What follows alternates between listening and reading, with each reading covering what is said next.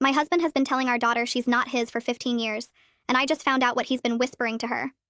I've been with my husband Martin for 18 years. We got married young, I was only 21, and I was already 3 months pregnant with our daughter Judy. His family never approved of me. They thought I trapped him, that I got pregnant on purpose to lock down their son who was supposed to go to law school. His mother told me at our wedding that she hoped I was worth the sacrifice. I ignored her because Martin chose me. Judy is 17 now, and she is everything to me. From the moment she was born, I knew she was special. She came out with a full head of dark hair just like mine and the biggest brown eyes.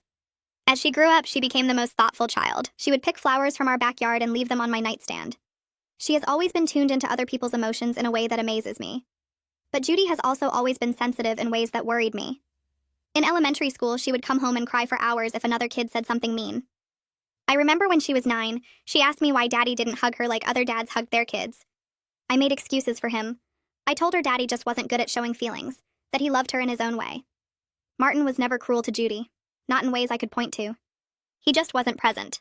He would come home from work and barely acknowledge her. He never asked about her day, never showed up to her school plays. When she tried to show him something she made, he would give one-word answers and go back to his phone. I confronted him many times. He always said he was tired, that he was providing for this family, that I was overreacting. So I became both parents. I went to every event, helped with every assignment, stayed up late talking about her problems. I thought my love could fill the gap. But things changed when Judy hit middle school. She became withdrawn. She would stare at herself in the mirror for long periods, and I once caught her crying while looking at old family photos. When I asked what was wrong, she would shake her head. Her grades slipped. She stopped seeing friends. She started wearing baggy clothes. I got her into therapy when she was 14 after I found her scratching her arms with a paperclip. The therapist diagnosed depression and anxiety. Medication helped, but something was still off. She flinched whenever Martin entered a room. She went silent at dinner if he spoke. I thought she resented him for being distant. I had no idea what was actually happening. Last week I was cleaning Judy's room while she was at school. I wasn't snooping, just putting away laundry, but I found a journal hidden under her mattress. I know I shouldn't have read it, but something told me I needed to. The first pages were normal teenage things. Then I reached an entry from 3 years ago, right before everything fell apart. She wrote about a night when I was visiting my sister. She wrote about Daddy coming into her room and sitting on her bed. She wrote what he whispered in the dark, things he had apparently been saying since she was little. Things about how she wasn't really his daughter, how I had cheated and she was the result, how he was stuck raising another man's child and it disgusted him, how she ruined his entire life, how she should be grateful he didn't leave, how if she ever told me, he would make sure I found out what a burden she really was, and I would leave her too. There were pages and pages of these conversations, years of them. Secret moments when I wasn't home, when he would remind her she was unwanted, a mistake, lucky anyone kept her. My daughter is biologically his. I have never been with anyone else. Martin knows this, and he spent 15 years breaking my child from the inside while I thought he was just distant. I kept reading. Some nights he told her she ruined his dreams. Other nights he said I would have been happier without her. He told her no one could ever love someone so broken. My baby wrote that she believed him. She wrote that she wished she had never been born so Daddy could have the life he wanted. She wrote that maybe everyone would be better off. I sat on her floor and sobbed until I couldn't breathe. 15 years of psychological torture under my roof, and I never knew. The journal is in my closet. Martin doesn't know I found it. Judy doesn't know I read it. Tonight, Martin comes home from his business trip. He thinks everything is normal. He has no idea what kind of monster I've been sleeping next to for 18 years. And he has no idea what I'm planning when he walks through that door. I check the clock on the kitchen wall every 30 seconds while I wait for Judy to get home from the school. My hands won't stop shaking. The journal sits on the counter in front of me, and I keep staring at it like it might disappear if I look away. When I finally hear her key in the lock, my stomach drops. She walks in with her backpack slung over one shoulder, and the moment she sees me sitting there with the journal, all the color drains from her face. She freezes in the doorway. I watch her eyes go from my face to the journal and back again. She opens her mouth, but no sound comes out. I stand up and walk toward her, and she starts backing up against the door. Her hands come up like she's trying to protect herself from something. I tell her we need to talk, and my voice cracks on the last word. She shakes her head fast, over and over.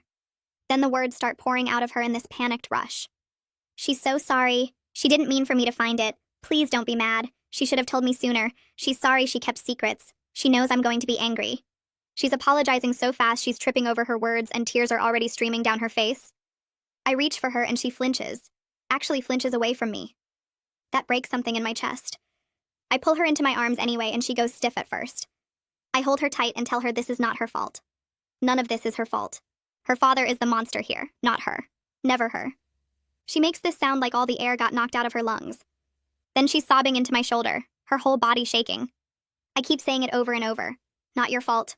Not your fault. You didn't do anything wrong. We end up on the kitchen floor with our backs against the cabinets.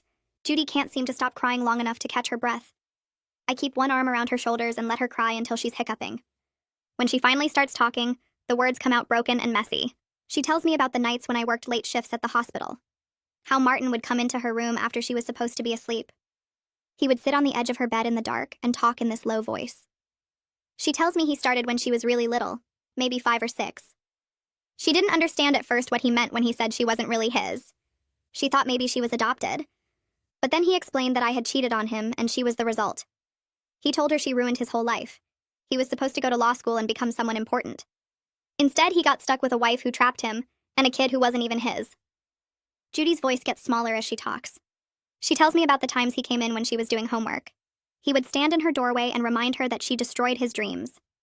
That every time he looked at her, he saw his wasted potential. She tells me he said I would have been so much happier without her, that she was a burden on everyone who had to deal with her. The constant reminders that she should be grateful he stayed, that most men would have left. She tells me about the threats. How he said if she ever told me what he was saying, he would make sure I found out what a mistake she really was. That I would realize he was right, and I would leave her too. She was terrified I would choose him over her if I knew the truth. Her voice breaks when she tells me she believed him. She thought she really did ruin everything.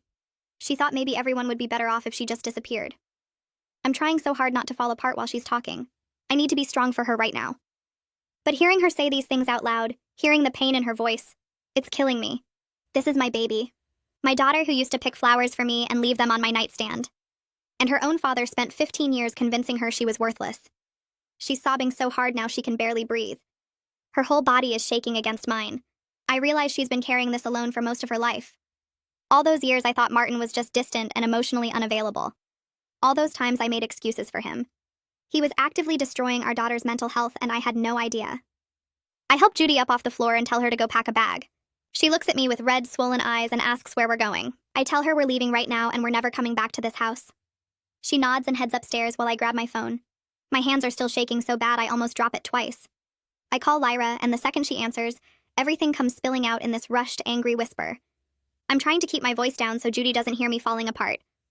I tell Lyra about the journal, about what Martin's been doing to Judy for 15 years, about the lies and the psychological torture and the suicide thoughts. Lyra is silent for a moment, then she starts cursing. She tells me to pack our stuff right now and come to her house immediately. We can stay as long as we need. She'll make up the guest room. Just get Judy out of there before Martin gets home. I can hear Judy moving around upstairs, opening drawers and closing them. I go to my bedroom and pull our suitcases out of the closet. I throw clothes in without even looking at what I'm grabbing. Underwear, shirts, pants, whatever my hands touch goes in the bag. I grab our toothbrushes from the bathroom and our phone chargers from the nightstands. I go back to the closet and pull out the journal from where I hid it this morning. Judy appears in the doorway with her backpack and a duffel bag. Her face is blotchy and her eyes are still wet. She asks if we're really leaving Daddy. I tell her yes, we're really leaving him. She nods and doesn't say anything else. We carry our bags down the stairs and out to the car. I throw everything in the trunk and we get in. Judy buckles her seatbelt and stares straight ahead. I back out of the driveway and force myself not to look at the house. We're out the door and gone in less than 30 minutes from when I first told Judy I found the journal. The drive to Lyra's house takes 40 minutes, and Judy doesn't say a word the whole time. She just stares out the window with her arms wrapped around herself. I keep glancing over at her, but I don't know what to say. What do you say to your child after finding out her father has been emotionally abusing her for over a decade? Lyra is waiting on her front porch when we pull up. She comes down the steps and opens Judy's door before I even turn off the car. She pulls Judy into a hug, and Judy starts crying again. Lyra looks at me over Judy's shoulder, and her eyes are full of tears too. We get the bags inside, and Lyra shows Judy to the guest room. She tells Judy to take a hot shower and try to rest, that we'll order dinner later. Judy nods and closes the door behind her. The second that door clicks shut, I fall apart. Lyra catches me before my knees give out and we sink down onto her couch. I sob into her shoulder about how I failed to protect my child. How I slept next to that man for 18 years and never knew he was destroying Judy from the inside. How I made excuses for him when Judy asked why Daddy didn't hug her. How I told her he just wasn't good at showing feelings when the truth was he was telling her she wasn't his. and she ruined his life. Lyra holds me and lets me cry. She tells me I couldn't have known, that Martin hid it deliberately. But the guilt is crushing me. I'm Judy's mother. I'm supposed to protect her. And I let a monster live in our house and torture my daughter for 15 years. After I calm down enough to breathe normally, I pull out my phone. I need to text Martin before he gets home and finds us gone. My hands are shaking again as I type. I tell him Judy and I are staying at Lyra's for a few days because we need some space. I hit send and put the phone face down on the coffee table. It buzzes less than a minute later. I pick it up and read his response. He wants to know what's going on and what he did wrong this time. The message is short and annoyed, like I'm being dramatic about nothing. There's no concern in his words, no actual question about whether Judy and I are okay. Just confusion and irritation that we left. I stare at that message and feel my blood start to boil. What did he do wrong this time? Like I'm always making up problems. Like he's the victim here. This man spent 15 years telling our daughter she wasn't his and that she ruined his life. He threatened her into silence. He made her want to die. And he has the nerve to act confused about what he did wrong. I want to throw my phone across the room. Instead, I turn it off and put it in my pocket. Lyra asks if I'm okay, and I tell her no. I'm not okay. I don't think I'll ever be okay again. She squeezes my hand and tells me we'll figure this out. She'll help me. Judy will be safe here. I nod, but I don't really believe it yet. I don't know how to make Judy safe from the damage that's already been done. That night, I can't sleep. I'm lying in Lyra's spare bedroom staring at the ceiling while Judy sleeps in the guest room down the hall. I keep thinking about all the entries I read in that journal. About how Judy wrote that she wished she'd never been born so Martin could have the life he wanted. About how she thought maybe everyone would be better off without her. I get up and go to my suitcase. I pull out the journal and sit on the floor with my back against the bed. I open it to a section I didn't read before. The entries are from 2 years ago, right after Judy turned 15. She wrote about contemplating different ways to die. She wrote about standing on the edge of the parking garage at the school and wondering if jumping would hurt. She wrote about counting pills in the medicine cabinet and calculating how many it would take. She wrote about feeling like a burden on everyone around her. On me, on her teachers, on her friends. She wrote that maybe if she disappeared, Martin would finally be happy. Maybe I would finally have the life I deserved without having to take care of a broken kid. I have to put the journal down because my hands are shaking, so hard I can't hold it. I run to the bathroom and throw up in the toilet. My daughter wanted to kill herself because of what her father told her. She thought I would be better off without her. She thought she was a burden to me when she's the best thing that ever happened to me. I sit on the bathroom floor and cry until there's nothing left. The next morning, I'm exhausted, but I can't stay in bed anymore. Judy is still sleeping when I come downstairs. Lyra is making coffee in the kitchen, and she takes one look at my face and asks what happened. I tell her I read more of the journal last night, about the suicide plans and the self-hatred. Lyra's face goes white. She asks if Judy is in immediate danger, and I tell her I don't know. That's what scares me the most. I don't know how bad things are in Judy's head right now. I pull out my phone and find the number for Judy's therapist. Her name is Cassandra, and Judy has been seeing her for 3 years. I call the office the second they open and tell the receptionist I need an emergency session. She asks what the emergency is, and I tell her I discovered my husband has been psychologically abusing our daughter for 15 years, and Judy has documented suicide plans in her journal. The receptionist puts me on hold. When she comes back, she tells me Cassandra can see us at 11 this morning. I thank her and hang up. Judy comes downstairs a few minutes later looking like she didn't sleep at all. Her eyes are puffy and red. I tell her we have an appointment with Cassandra in 2 hours, and she nods without asking why. We eat breakfast in silence and then drive to the therapist's office.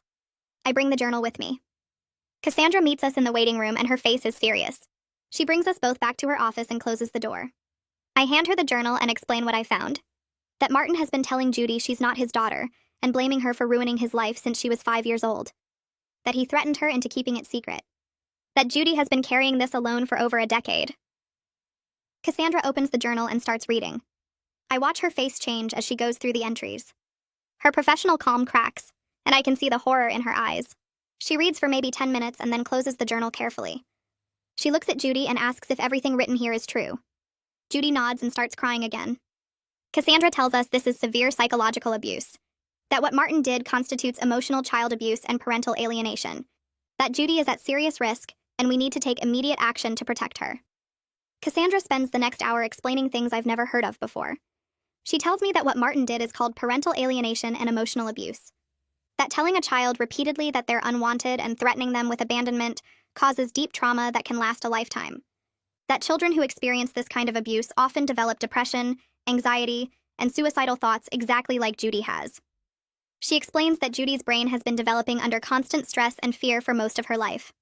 That the self-harm and the suicide planning are direct results of Martin's systematic destruction of her self-worth. She tells me Judy needs intensive therapy and possibly medication adjustments. But most importantly, Judy needs to be completely separated from her abuser. Cassandra looks at me very seriously and tells me I need to consult with a family lawyer immediately about protecting Judy. That Martin should not have unsupervised access to her ever again. That what he did is serious enough that a court would likely restrict his custody rights. I ask her if she's sure, if this is really that bad. She tells me she's been a therapist for 20 years, and this is one of the worst cases of psychological abuse she's seen. That most people don't understand how damaging emotional abuse can be, but it can be just as harmful as physical abuse. She says Judy is strong for surviving this long, but she's at a critical point. We need to act fast to keep her safe. I tell her I don't know any family lawyers, and she says her husband is one. His name is Xavier, and he specializes in custody cases involving abuse. She can get me an appointment with him this afternoon if I want. I look at Judy, and she's staring at her hands in her lap. I tell Cassandra yes, I want that appointment. We leave Cassandra's office at noon, and I drive Judy back to Lyra's house. I tell her I have to go meet with a lawyer this afternoon, and ask if she'll be okay with Lyra for a few hours. She nods and goes upstairs to the guest room without saying anything. Lyra tells me she'll keep an eye on Judy and to take as long as I need. The lawyer's office is downtown in a tall building with glass windows. I take the elevator to the 8th floor and find Xavier's office at the end of the hall. The receptionist tells me to have a seat and that he'll be with me in a moment. I sit in the waiting room clutching Judy's journal and trying not to fall apart again. A man in his 40s with kind eyes and gray at his temples comes out and introduces himself as Xavier. He shakes my hand and brings me back to his office. It's lined with law books and has a big desk with 2 chairs in front of it. He gestures for me to sit and asks me to tell him what's going on. I hand him the journal and explain everything. About Martin telling Judy she's not his daughter for 15 years. About the threats and the psychological torture. About Judy's depression and self-harm and suicide plans. About how I just found out yesterday, and we left the house immediately. Xavier opens the journal and starts reading. He takes notes on a legal pad while he reads, writing down specific entries and dates. His expression gets more grim with every page. When he finally looks up, he tells me this is one of the worst cases of psychological abuse he's seen in his career.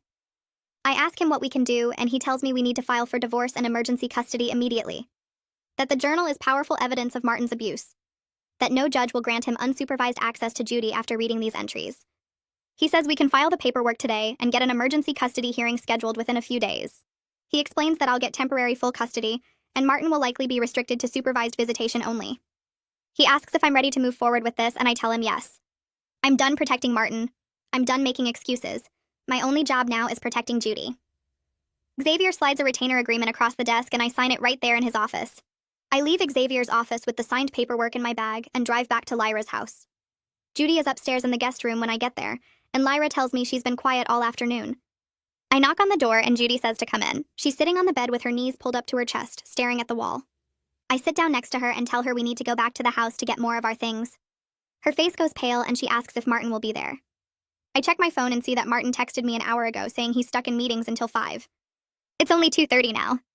I tell Judy we'll be in and out before he gets home. She nods but doesn't look convinced. We drive to the house in silence. I park in the driveway and we both sit there for a minute, neither of us wanting to go inside. Finally, I open my door and Judy follows me up the walkway. The key feels wrong in my hand when I unlock the front door. Everything looks the same as it did yesterday morning when this was still our home. The couch where Martin sat every night scrolling his phone. The kitchen table where Judy stopped talking during meals. The hallway leading to her bedroom where he destroyed her piece by piece. I tell Judy to pack whatever she wants from her room while I get our important papers. She goes upstairs and I head to the home office. I pull open the filing cabinet and grab our birth certificates, social security cards, passports, insurance documents. I find our bank statements and make copies of everything on the printer. My hands shake while I sort through years of paperwork, pulling anything that might be needed for the divorce. I hear Judy moving around upstairs and the sound of drawers opening and closing. I go to our bedroom and pack more clothes for both of us. I grab Judy's baby book from the closet and photo albums from when she was little. I'm in the garage looking for boxes when I hear a car door slam. My stomach drops. I check my phone and it's only 3:15. Martin isn't supposed to be home yet. I hear the front door open and Martin's voice calling my name. I run inside and find him standing in the living room staring at the boxes I've stacked by the door. He looks at me and asks what's going on. His face is calm, but his eyes are hard. I tell him I'm getting some of our things. He asks why, and I say we need space. He takes a step toward me and says we talked about this yesterday, that I'm overreacting. I tell him I know everything. I know about what he's been telling Judy. I know about the lies he whispered to her for 15 years. His face goes completely blank for a second, like someone hit pause on him. Then he blinks and his expression shifts to confusion. He asks what I'm talking about. I tell him I found the journal. I read every word Judy wrote about the nights he came into her room. Every word about him telling her she wasn't his daughter. Every word about him saying she ruined his life. Martin's jaw tightens and he says I'm taking things out of context. That Judy misunderstood. That kids exaggerate when they're upset. I feel rage rising up from my chest and I walk past him to grab the journal from my bag. I throw it at him and it hits his chest before falling to the floor. I tell him to read it. Read his daughter's words about how his abuse made her want to die. He picks up the journal but doesn't open it. He looks at me and says Judy is being dramatic. That I'm turning nothing into something. That he was just being honest with her about his feelings. I stare at him and realize he doesn't feel bad at all. He knows exactly what he did and he doesn't care. I hear footsteps on the stairs and Judy appears with her backpack. She sees Martin holding the journal and freezes. Martin looks at her and starts to say something, but I step between them. I tell Judy to take the boxes to the car. She grabs 2 boxes and runs outside. Martin tries to walk past me toward the door, but I block him. He tells me I'm being crazy and that we need to talk about this like adults. I tell him there's nothing to talk about. I'm taking Judy, and we're leaving. He reaches for my arm and I scream at him to never touch me again. He jerks his hand back, shocked. I've never yelled at him like that in 18 years. I grab the last box and tell him my lawyer will be in contact. I walk out the door and don't look back. Martin is standing in the doorway watching me load the car, but I don't care. Judy is already in the passenger seat with her seatbelt on. I get in and back out of the driveway. Martin is still standing there when I turn the corner. We drive back to Lyra's house and I carry the boxes inside while Judy goes straight upstairs. Lyra asks if everything is okay, and I tell her Martin came home early. That he tried to say Judy misunderstood everything. That he showed no remorse at all. Lyra hugs me and says she's glad we got out of there. That evening I call Xavier and tell him what happened. He says we need to file the emergency custody papers tonight. He asks me to email him photos of specific journal entries, and I sit at Lyra's kitchen table taking pictures of page after page. Judy's handwriting gets messier in the entries where she's crying. Some pages have tear stains that smudged the ink. I send Xavier 20 photos and he calls me back an hour later. He says he's filing everything tonight and that the court will schedule an emergency hearing within a few days. He's including excerpts from the journal and a statement from Cassandra about the damage Martin caused. I ask him if this will really work, and he tells me no judge will let Martin have unsupervised access to Judy after reading these entries. I go upstairs and knock on Judy's door.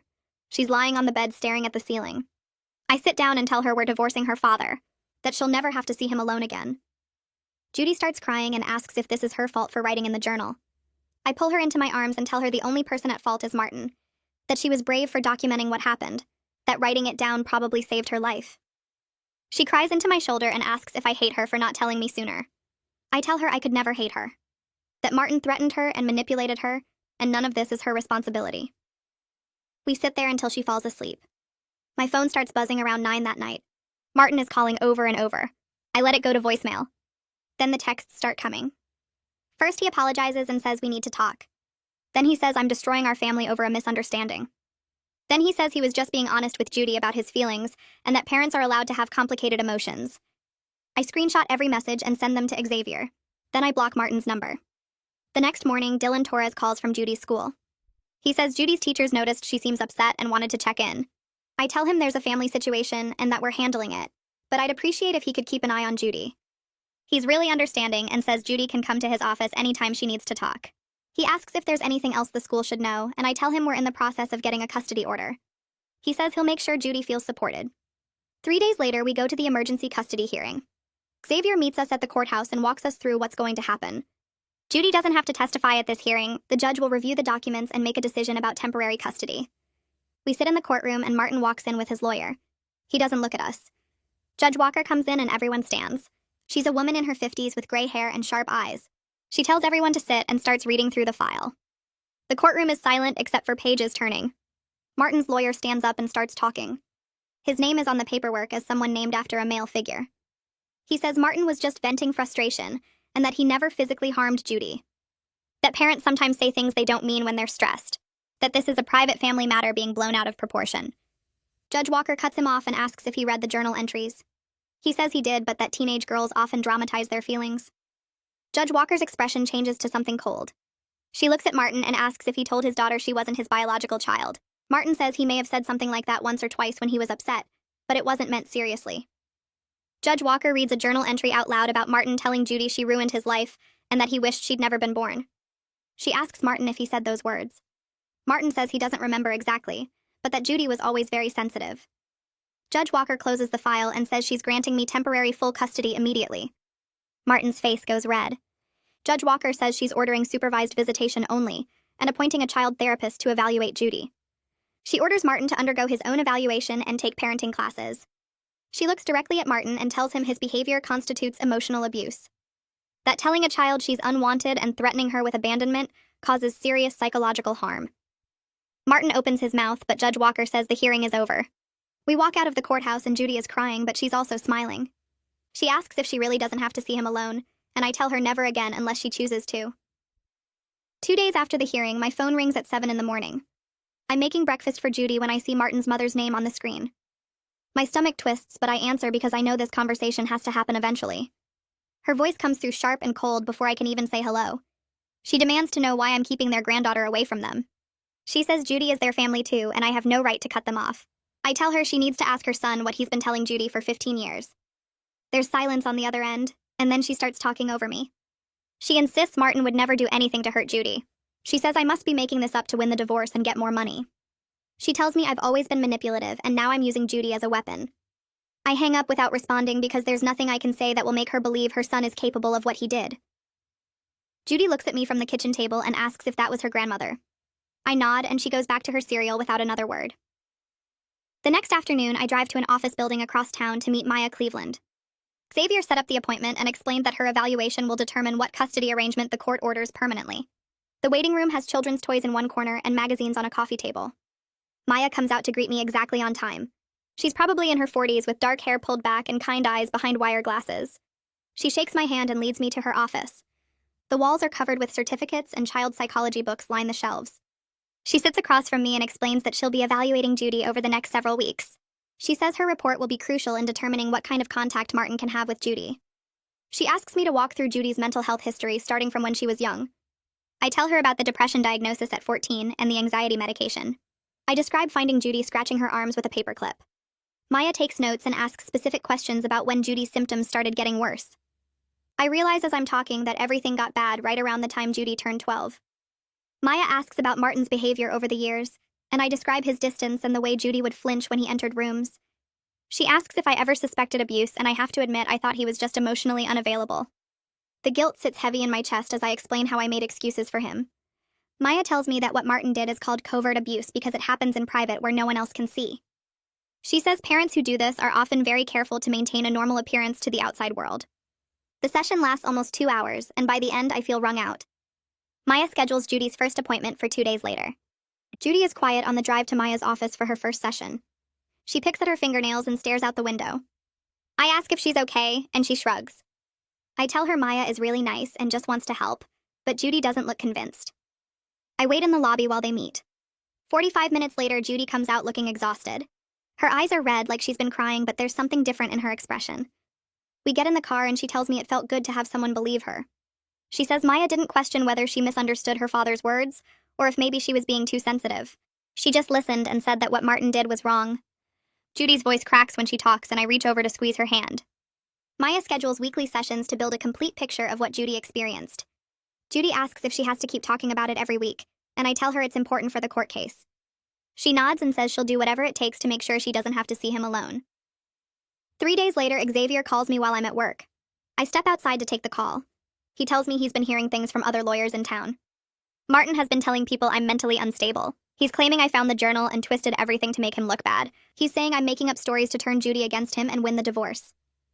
Xavier's voice is calm, but firm when he tells me this is a common tactic in custody cases. He says Martin is trying to paint himself as the victim of a vindictive wife. Xavier advises me to document everything Martin does from now on. Every text message and every attempt to contact us needs to be saved. He tells me not to engage with Martin's smear campaign. He says responding will only make me look unstable like Martin is claiming. I ask what happens if people believe Martin's version, and Xavier reminds me we have the journal and the professional evaluations. He says the evidence speaks for itself. I hang up feeling sick because I know Martin's family, and probably some of our mutual friends are hearing his lies and believing them. That weekend, I'm at Lyra's house helping Judy with homework when someone starts pounding on the front door.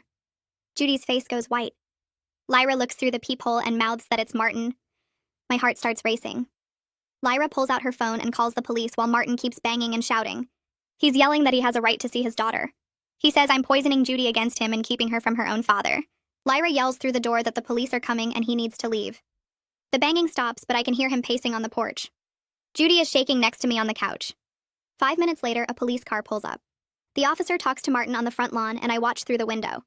The officer is showing Martin some paperwork and pointing at his car. Martin's face is red and he's gesturing angrily, but eventually he gets in his car. The officer comes to the door and explains that Martin was violating the custody order by trying to make contact outside of supervised visitation. He says they've documented the incident, and if Martin tries again, he could be arrested. As the officer walks back to his car, Martin drives past slowly. He stares at Lyra's house, and I pull Judy away from the window. 2 weeks later, the supervised visitation is scheduled at a family services center downtown. Judy begs me not to make her go. She's crying and saying she can't be in a room with him. I explain that Xavier says refusing could hurt our case. I tell her a supervisor will be there the whole time and can end the visit if Martin says anything wrong. Judy asks what if the supervisor doesn't believe her if Martin acts normal. I promise her that she can ask to leave anytime she wants. The drive to the center is silent except for Judy sniffling. The building is plain brick with a small parking lot. Inside, there's a reception desk and several rooms with windows. A woman introduces herself as the supervisor and explains the rules. She says she'll be in the room the entire time taking notes. She tells Judy she can end the visit whenever she wants. Martin is already waiting in one of the rooms. He stands up when Judy walks in, but she sits as far from him as possible. The supervisor closes the door, and I'm left in the waiting area staring at my phone. 20 minutes later, Judy comes out. Her face is pale, and she walks straight past me toward the exit. The supervisor catches up to us in the parking lot. She tells me Martin spent the whole visit trying to convince Judy that I misunderstood the journal. He kept saying he never meant to hurt her and that I was twisting his words. Judy wouldn't talk to him. She just sat there staring at the wall until she finally asked to leave. The supervisor says she'll include this in her report to the court. Judy gets in the car and puts her seatbelt on without looking at me. I ask if she's okay, and she says she never wants to go back. I tell her she won't have to. Over the next few weeks, Judy continues her sessions with Maya.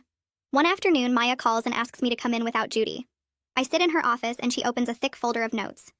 She tells me Judy has been experiencing symptoms of complex PTSD from years of psychological abuse.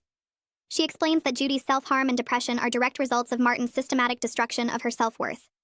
Maya says the pattern of abuse was deliberate and targeted.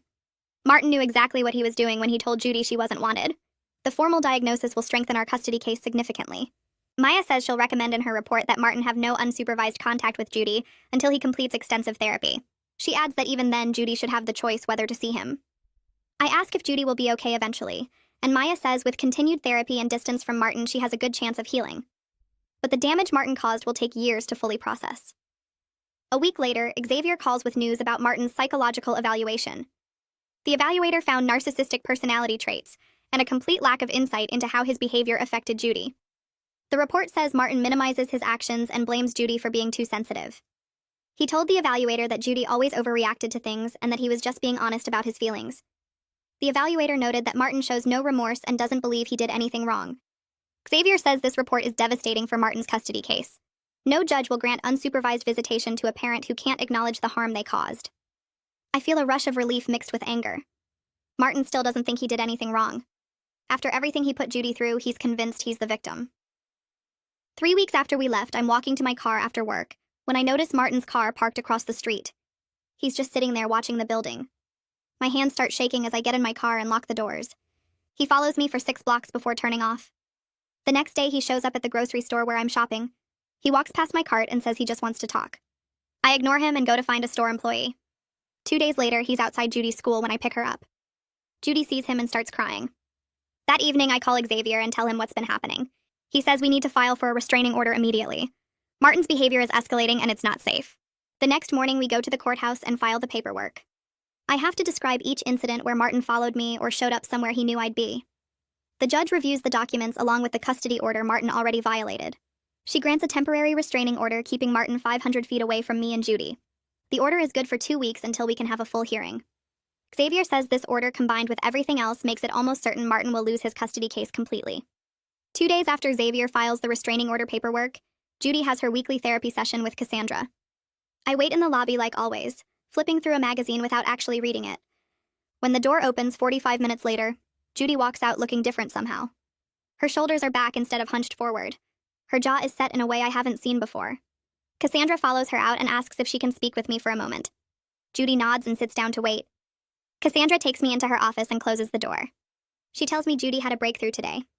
Instead of crying about what Martin did to her, Judy spent most of the session talking about how angry she is. She's mad that he stole years of her childhood. She's mad that he made her hate herself. She's mad that she believed his lies for so long. Cassandra says this anger is healthy and actually a really important part of the healing process. Judy needs to feel that rage before she can move past it. I ask if the anger will make things harder for Judy, and Cassandra shakes her head. She explains that Judy has been turning all that anger inward for years, which is why she hurt herself. Now she's finally directing it at the person who actually deserves it. We talk for a few more minutes about what to expect as Judy works through this new phase. Cassandra warns me that Judy might seem more irritable or short-tempered for a while. She might want to talk about Martin's abuse more openly instead of avoiding the subject. All of this is normal and good. 3 days later, Xavier calls me at work. Martin's lawyer sent over a settlement proposal.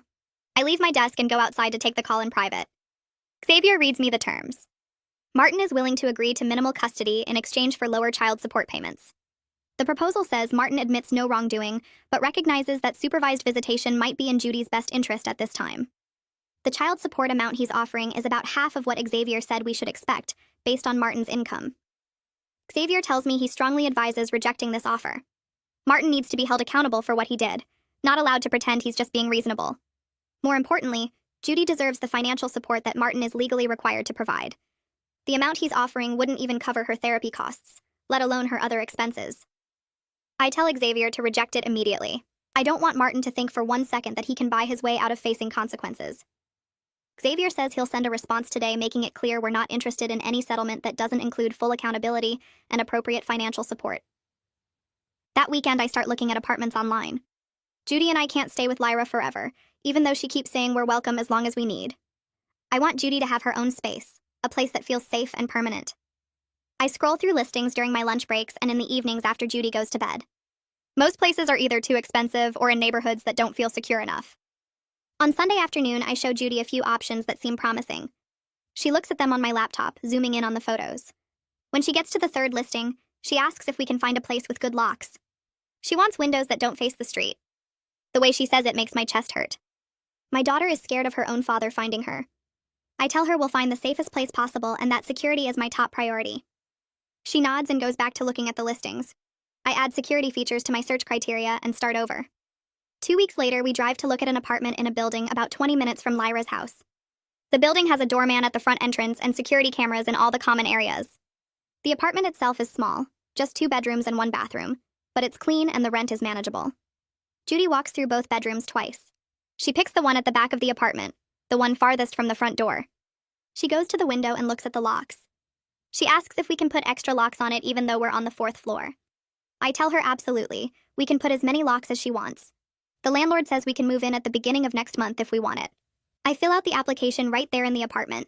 That evening, I go to the hardware store and buy the best window locks they have. I also buy a complete security system that monitors doors and windows. The salesperson helps me pick out equipment that will send alerts to my phone if anything is opened or moved. I spend more than I planned, but I don't care. Judy needs to feel safe. The same week we find the apartment, Xavier calls with news about Martin's parents. They hired their own lawyer and filed a petition for grandparent visitation rights. Their petition claims I'm alienating Judy from her father's entire family, and that she needs to maintain relationships with her grandparents. Xavier sounds annoyed when he reads me parts of their filing. They're painting themselves as concerned grandparents who just want to see their granddaughter. They make no mention of the abuse or why Judy might not want contact with anyone connected to Martin. Xavier tells me this is a common tactic in abuse cases. When the abusive parent loses access, other family members try to get their own access to maintain control or gather information. He says it's unlikely to succeed given all the documented abuse and Judy's clear statements about not wanting contact. The court generally won't force a teenager to have visits with people she doesn't want to see, especially when there's evidence of a toxic family dynamic. I ask what we need to do, and Xavier says he'll file a response opposing the petition. He'll include statements from Cassandra and Maya about how contact with Martin's family could harm Judy's recovery. A week later, Maya calls to tell me she's finished her evaluation. She spent 6 weeks meeting with Judy, reviewing all the therapy records and analyzing the journal entries. Her report is ready to submit to the court. She asks if I want to come in to discuss her findings before she files it. I take an afternoon off work and drive to her office. Maya has a thick folder on her desk with Judy's name on it. She opens it and walks me through her conclusions. She's recommending that Martin have only supervised visitation until he completes extensive therapy and can demonstrate real understanding of the harm he caused. She says unsupervised contact would be harmful to Judy's mental health and recovery right now. Her report describes in detail how Martin's abuse caused Judy's depression and anxiety. She uses words like systematic and deliberate to describe his behavior. She writes that Martin showed a pattern of targeting Judy's self-worth and sense of belonging. She notes that Judy still struggles with believing she deserves to exist, a direct result of years of being told she ruined her father's life. Maya tells me her report is very strong and should carry significant weight with the judge. She's seen hundreds of custody cases, and this is one of the clearest examples of psychological abuse she's encountered. The next week, Judy has an appointment with her psychiatrist to discuss her medications. She's been on the same combination for almost 2 years, but it hasn't been working as well lately. The psychiatrist suggests trying a new medication, along with adjusting the dosage of her current one. Judy agrees to try it. Within 2 weeks, I notice changes. Judy is sleeping through the night instead of waking up multiple times. She's eating regular meals without me having to remind her. Most importantly, she hasn't scratched or hurt herself since we left Martin. One morning, I find her in the bathroom looking at her arms in the mirror. The old scars are fading to thin white lines. She sees me watching and tells me she doesn't feel the need to do it anymore.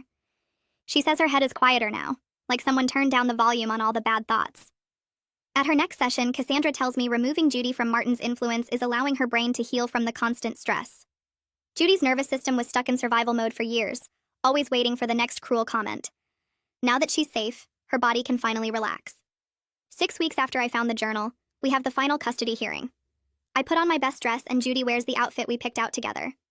Xavier meets us at the courthouse and goes over what to expect. He tells Judy she might be asked to speak to the judge privately if the judge wants to hear directly from her. Judy nods, but I can see her hands shaking. We go through security and take the elevator to the family court floor. Martin is already there with his lawyer, sitting on a bench in the hallway. He looks at us but doesn't say anything. Judy moves closer to me and looks at the floor. We sit on a different bench far away from him until the bailiff calls us in. Judge Walker is the same judge who granted the restraining order. She has all the evaluations and therapy records stacked on her desk. The hearing takes almost 3 hours. Xavier presents Maya's evaluation, Cassandra's treatment records, and excerpts from Judy's journal. Martin's lawyer tries to argue that Martin has completed anger management classes and is willing to do family therapy. Judge Walker asks Martin directly if he understands why his behavior was harmful. Martin gives a long answer about how he was under stress and made mistakes but never intended to hurt anyone. The judge's expression doesn't change, but she writes several notes. After both sides finish presenting, Judge Walker says she's ready to rule. She looks at Martin and tells him his actions constituted severe psychological abuse of his daughter. She says he systematically destroyed Judy's sense of self-worth and caused lasting trauma. She terminates his parental rights to unsupervised custody and orders supervised visitation only. She adds that the situation can be reviewed in 2 years if Martin completes extensive therapy and can demonstrate genuine understanding of the harm he caused. Judge Walker then addresses the financial issues. She orders Martin to pay substantial child support based on his actual income, not the reduced amount his lawyer proposed. She also orders him to cover all of Judy's therapy costs, including any future treatment she needs. The judge looks directly at Martin and tells him he's fortunate not to be facing criminal charges for what he did. She says psychological abuse of a child is serious and the court takes it very seriously. Martin's face turns bright red, but he doesn't say anything. His lawyer puts a hand on his arm like he's worried Martin might speak. Xavier squeezes my hand under the table.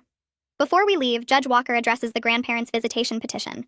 She says she's reviewed their filing and finds no merit in their claims. She states that they've shown no understanding of the abuse and have actively tried to undermine Judy's recovery by supporting Martin and blaming me.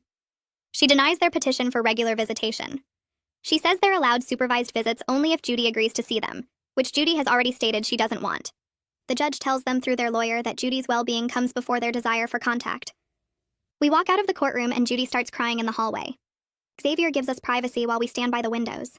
Judy tells me she was so scared the judge wouldn't believe her or would make her see Martin alone. I hold her and promise her that's never going to happen. We leave through a side exit so we don't have to walk past Martin again. 3 months felt like both forever and no time at all. Xavier called me on a Tuesday morning to tell me the divorce was finalized. I sat in my car outside the grocery store and stared at my phone after we hung up. The house was mine. Judy was mine. Martin kept his retirement accounts and we split the savings down the middle. Xavier said it was one of the fastest divorce resolutions he'd ever seen in an abuse case. I drove home and told Judy, who was eating cereal at the kitchen counter. She put down her spoon and asked if it was really over. I told her yes. She cried, but not the way she used to cry. These tears felt different, lighter somehow. We moved into our new apartment 2 weeks later. It was smaller than the house, but it felt safer. Judy picked the bedroom farthest from the front door and asked if we could put extra locks on her window. I bought the best locks I could find and installed a security system. The building had a doorman who checked everyone coming in. Judy said she liked that. We spent the first week unpacking boxes and arranging furniture. Judy wanted to paint her room light blue, so we went to the hardware store and picked out paint samples. We spent a whole Saturday afternoon painting together, getting more paint on ourselves than the walls. She laughed when I got a streak of blue in my hair. It was the first time I'd heard her really laugh in months. We started building routines that felt normal. We cooked dinner together most nights, trying new recipes from videos Judy found online. She was terrible at chopping vegetables, and I was terrible at following directions, but we made it work. We watched movies on the couch. Judy curled up next to me with a blanket. She started telling me about her day without me having to ask first. Small things, like what happened in history class or which of her friends said something funny at lunch. She smiled more often. Not all the time, but enough that I noticed. Her friend from middle school started texting her again, and soon Judy was making plans to hang out on weekends. She came home from those hangouts looking tired but happy. Martin's supervised visitation was scheduled for a Saturday morning at the Family Services Center. Judy didn't want to go. She sat on her bed that morning and told me she couldn't do it. I called Xavier, who said refusing could hurt our case even though the divorce was finalized. The supervisor would note Judy's cooperation or lack of it. Judy got dressed slowly, pulling on jeans and a hoodie. She barely spoke on the drive there. I waited in the parking lot watching the clock on my dashboard. 20 minutes passed, then 30. Judy came out looking pale and shaky. The supervisor walked her to my car and leaned in through the window. She said Martin had spent the entire visit trying to convince Judy that I misunderstood the journal entries. Judy had sat in silence for 30 minutes, then asked to leave. The supervisor made notes on her clipboard. She said forcing continued contact would be harmful to Judy's recovery. Judy buckled her seatbelt and stared out the window. I asked if she was okay. She said she never wanted to see him again. A week later, Judy was in her room for hours with her door closed. When she came out, she handed me several folded pages. She said she wrote a letter to Martin but wasn't going to send it. I asked if she wanted me to read it. She nodded. I sat on the couch and unfolded the pages. Her handwriting was neat and careful. She wrote that she knew she didn't ruin his life. She wrote that his choices were his own and she deserved better than what he gave her. She wrote that she was going to be okay without him. I folded the pages back up and hugged her. She said Cassandra told her writing it would help even if Martin never saw it. I put the letter in a folder in my desk drawer. Judy said maybe someday she'd want to look at it again or maybe she wouldn't. Either way was fine. 6 months after we left the house, Judy brought home her report card. She made the honor roll for the first time in 3 years. I put it on the fridge and took a picture to send to Lyra. Judy's teachers sent emails saying how engaged she seemed in class, how much more confident she was when answering questions. Judy told me she could finally concentrate. She said Martin's voice wasn't in her head anymore, the one that used to tell her she was worthless and stupid. She said it was quiet now. She could think her own thoughts without him interrupting. Her grades went up in every subject. She started staying after school for extra help in math, something she never would have done before. She joined the school newspaper and wrote an article about mental health resources for teenagers. Her teacher submitted it to a regional competition. One night while we were making pasta, Judy asked if I ever thought about dating again. I almost dropped the pot I was holding. I said I hadn't really considered it. She said she wanted me to be happy. She said I spent so many years taking care of her and dealing with Martin, and now it was time for me to do something for myself. I told her I was fine, but she gave me this look that said she didn't believe me. A few weeks later, I downloaded a dating app. It felt strange after 18 years with Martin. The first date I went on was awkward, and I came home early. Judy asked how it went, and I said the guy talked about himself the entire time. She laughed and said she'd help me vet anyone I brought home to make sure they weren't secretly terrible. I told her she had a deal. Judy started talking about college and what she wanted to study. She said she wanted to become a therapist someday. She wanted to help other kids who were being abused, kids who felt like she used to feel. She said if Cassandra hadn't believed her and helped her understand the abuse wasn't her fault, she might not have survived. I sat at the kitchen table and watched her talk about her future with this light in her eyes I hadn't seen in years. She looked up colleges with good psychology programs and made a spreadsheet ranking them. She asked if I thought she was smart enough to get in. I told her she was smart enough to do anything she wanted. Martin's lawyer sent a letter in the mail. Xavier called to tell me about it before I even opened the envelope. Martin wanted to reconcile. He claimed he completed therapy and understood what he did wrong. He wanted another chance. Xavier asked what I wanted to do. I said I wanted Judy to decide. I showed her the letter that night. She read it twice, then put it down on the table.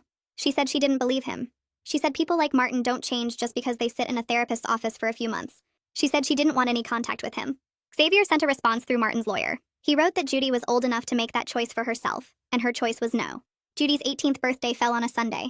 Lyra came over in the morning with balloons and a cake she made herself. A few of Judy's friends showed up in the afternoon. We ordered pizza and watched movies. Judy opened presents and smiled at each one. When it was time for cake, I lit the candles and we all sang. Judy closed her eyes and blew them out. Later, after everyone left, she helped me clean up the paper plates and cups. She said this was the first birthday she actually felt happy. She said she finally believed she deserved to exist and be loved. I hugged her and told her I loved her more than anything. A year after I found the journal, Judy and I were sitting in our living room looking at college brochures spread across the coffee table. She was talking about which schools had the best programs, which ones offered good financial aid. She looked different now. Her face had color in it. Her eyes were bright. She laughed easily. She talked about her future like it was something real and possible. I watched her circle schools on a map and realized we were genuinely okay. We were better than okay. We were thriving. Judy looked up and asked what I was thinking about. I said I was thinking about how proud I was of her. She said she was grateful I believed her and fought for her. I told her I would never stop fighting for her as long as I lived. She smiled and went back to her brochures. Outside the window, the sun was setting and the city lights were coming on. We had learned that protecting each other meant speaking up, setting boundaries, and refusing to accept cruelty disguised as family. We had learned that love wasn't supposed to hurt. Judy reached for another brochure and asked my opinion on a school in California. I leaned over to look at it with her, and for the first time in years, I felt like we were both exactly where we needed to be.